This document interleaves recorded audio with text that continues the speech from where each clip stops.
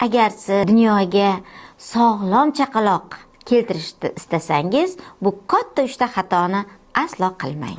Men Arafat Qaharovna 40 yillik tajribaga ega akusher-ginekolog shifokorman.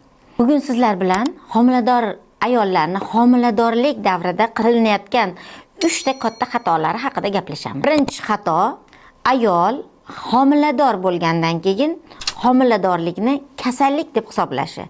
Ya'ni homiladorlikning 3-4 haftaligidan boshlab homiladorlik toksikozlarini ular kasallik deb qabul qilinishi. Bu aslida homiladorlik toksikozi tabiiy hol.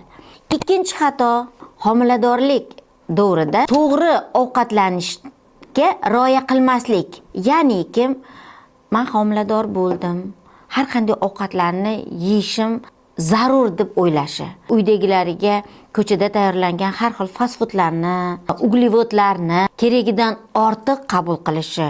Bu homila uchun ham, homilador ayol uchun ham juda ham katta xavf tug'diradi.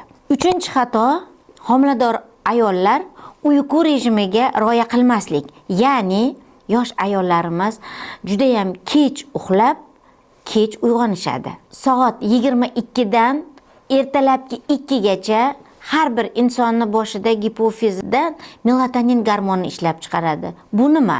Melatonin gormoni chuqur uyquni chaqirib beradi.